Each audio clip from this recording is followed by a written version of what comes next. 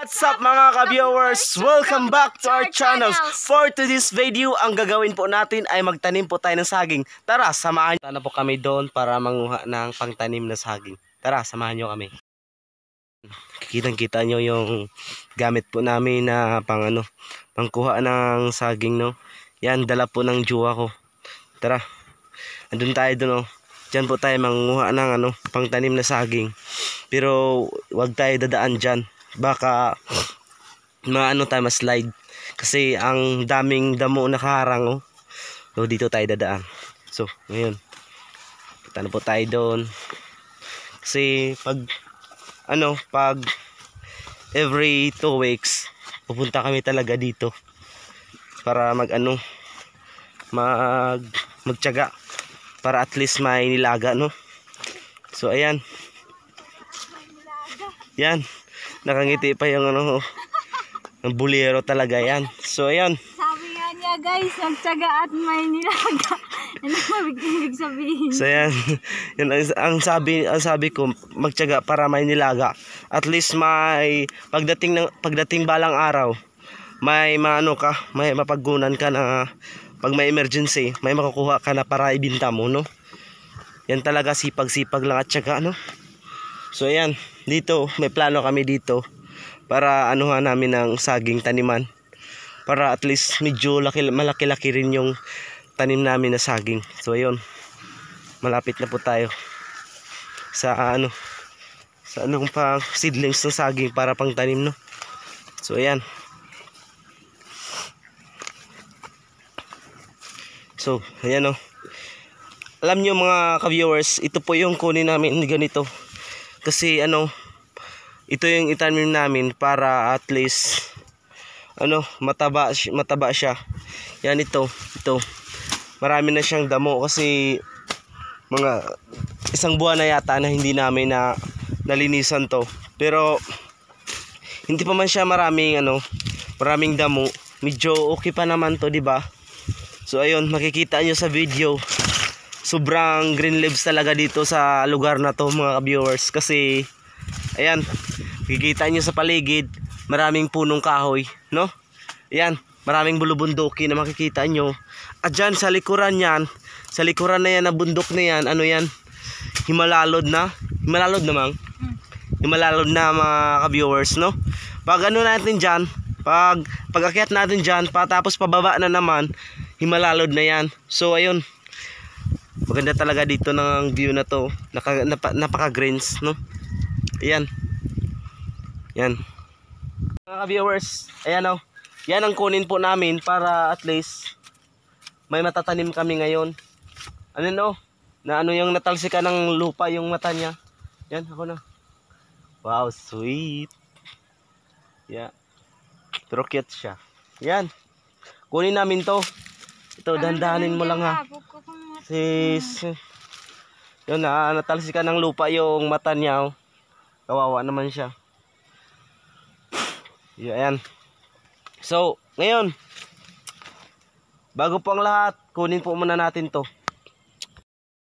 So ayun, ito po, kunin ko po to kasi ito po ang itatanim ko na saging. Ito ang first steps na pag nagtatanim kayo ng saging. Ito ang gagawin nyo. Kunin nyo to, wag nyo putulin diretso kasi kapag pinutol nyo to diretso, siguradong hindi talaga mabubuhay ang saging na to. Siguradong mamamatay siya kasi wala nang ugat, eh. Kasi yung ugat dyan nasa ilalim.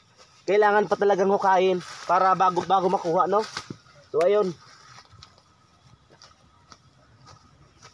tuturo ko po sa inyo kung paano magtanim ng saging na hindi talaga napuputol, hindi talaga na diretso to pag putol.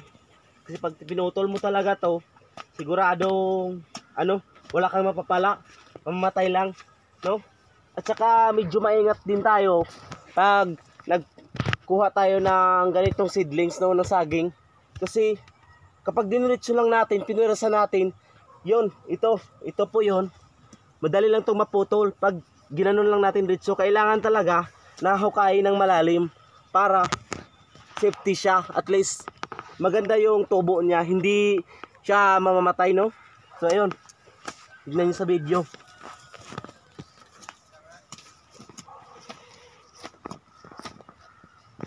Si Christian na. So ayun o, nakuha na po natin.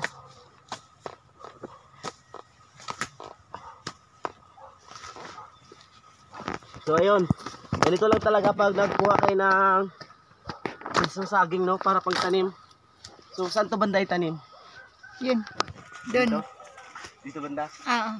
Sa atin ba to? Yeah. So, bago po ang lahat mga ka-viewers, ito po yung gagawin ko, no? Itong seedlings na to, hukayin ko muna ang lupa na to. Pagkatapos, tsaka ko ilagay yung saging, no? Hindi wag mo masyadong hindi masyadong ano lang. Wag masyadong ilagay sa malalim kasi ano lang to maliit lang to. Tagal-tagal tong tumubo, no? So ito lang gagawin natin. Panoorin niyo po yung video. Pause.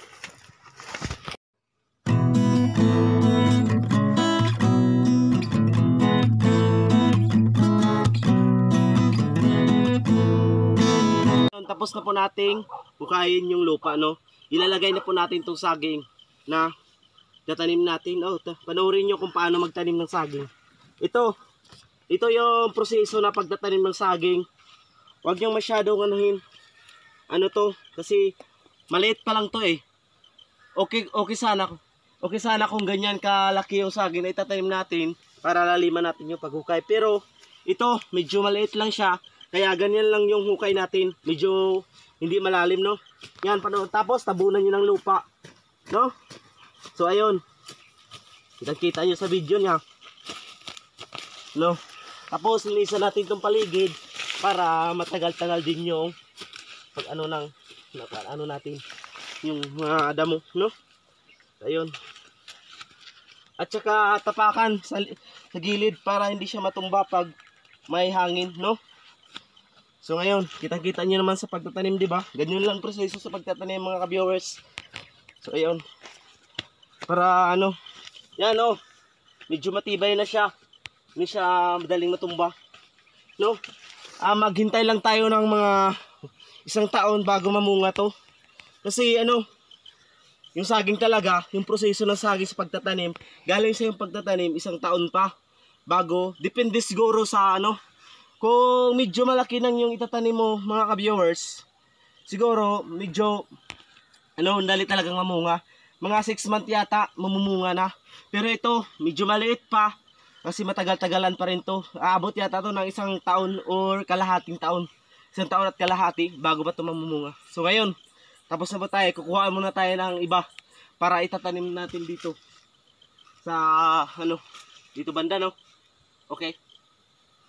O sige. Na mga viewers, natanim na natin yung isang saging, no? Isang saging na kinuha natin dyan. So ngayon, ang susunod na naman natin gawin, linisan po muna natin yung pagtaniman ng pangalawang saging para at least hindi siya nang kung sa tawag pa doon, dili masalot ang saging pag natanom na ni mo diha kay dili naman siya di naman siya libon, no? So ngayon, ito kasi blanco to dito eh. Kaya dito namin dagdagan po namin dito ng isa, no? Para at least hindi siya banking tingnan, no? Hindi siya pangit tingnan kasi alam niyo naman kasi dito talaga sa probinsya, ang kailangan lang talaga magtiyaga ka lang, no? Magtatanim para at least may mapagkukunan ka ng mo, yung panghanap buhay mo, pang araw-araw, no? So ayan, linisan ko muna to. So panoorin nyo kung paano ko linisan yun dito banda, no? Yan.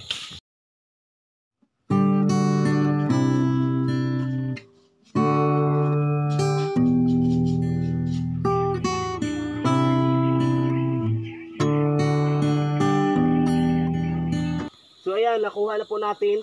Kasi dito videohan mo dito banda, ganito lang yung proseso. Pag nakadikit lang siya sa isang saging na malaki, ganito lang yung proseso. Ikakatch lang dito, no? Para pag naputol na dyan, madali lang siyang makuha, no? Ganito lang yung proseso niya. O ayan. Yan kasi yung ugat niya lang sa hindi siya masyadong nakahukay sa ilalim, no. So ayun, nakuha na po natin. So ngayon, itatanim na natin doon. So ayun, oh. Yan. Tingnan nyo. Tingnan nyo mabuti para may idea, at least may idea kayo. Ganito lang yung proseso sa pagtatanim, no.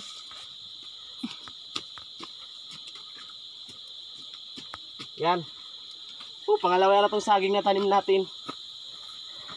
Pang sidelines lang ito mga ka-viewers. No? So ayun, asan yung sanggot? So sa wakas, pangalawa rin ang tanim natin, no? So ngayon, tapos na tayong tanim ng pangalawa, so sa hanap naman tayo ng area na pagtatanim naman natin ang pangatlo. Andito na po tayo sa gitna ng sagingan namin, no? Kita-kita nyo naman sa paligid. Halos lahat puro saging, no? Yan, nakapaligid sa amin. Ano lang, masyadong maraming damo. Yung kugon nga na matigas patayin yan. Kasi kumakapit talaga yung mga ugat niya sa ilalim.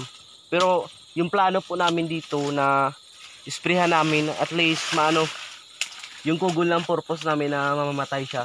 Kasi sabi raw sa ano, sa nagtinda ng ano, yung pang-spray ng ano na pangpatay ng kugon, yung mower daw, effective daw yun. Kasi talagang mamatay daw yung kugon, no? So ayun, dito banda, no?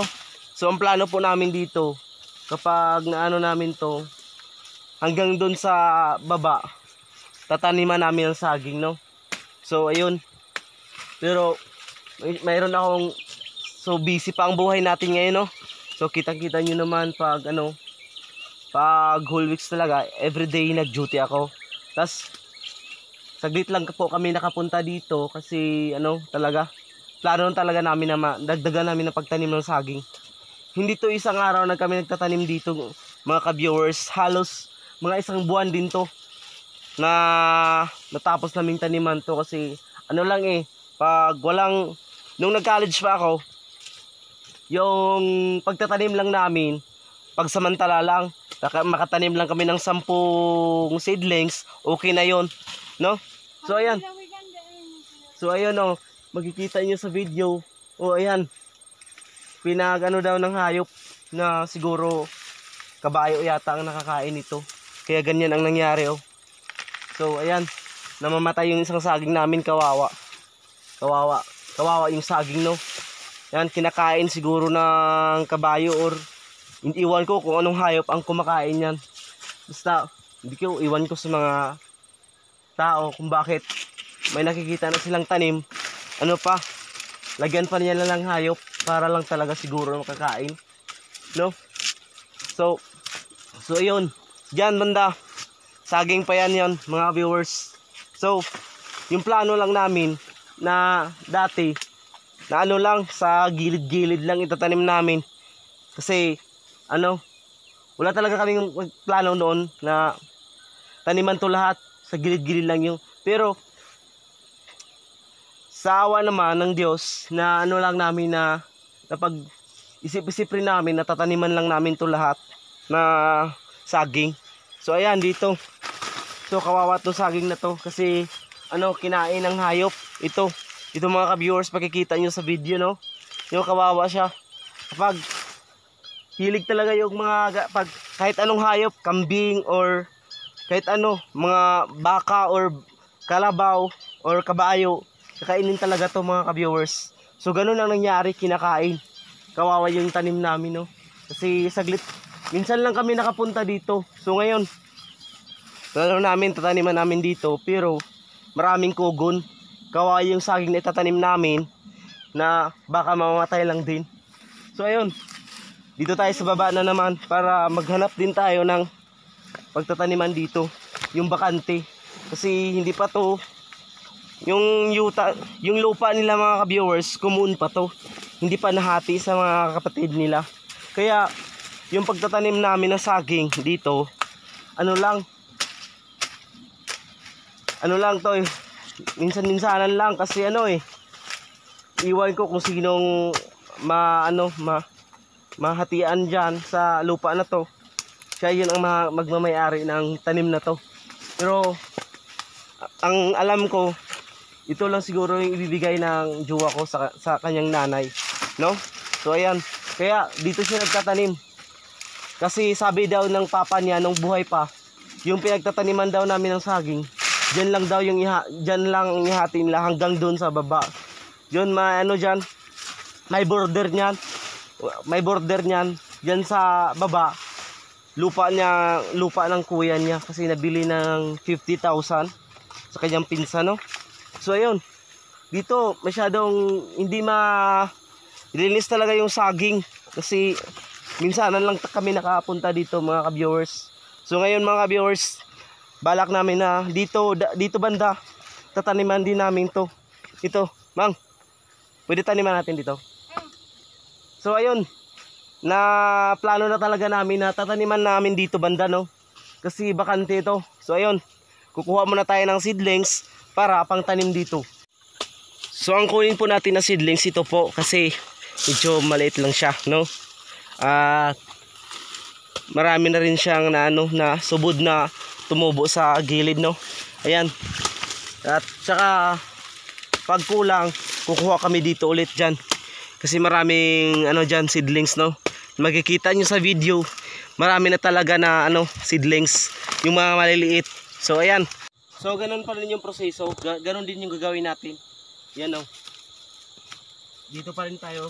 Kasi talaga nakakapit talaga to dito sa malaking saging, no? So ayun, panoorin nyo mabuti. Cut naman.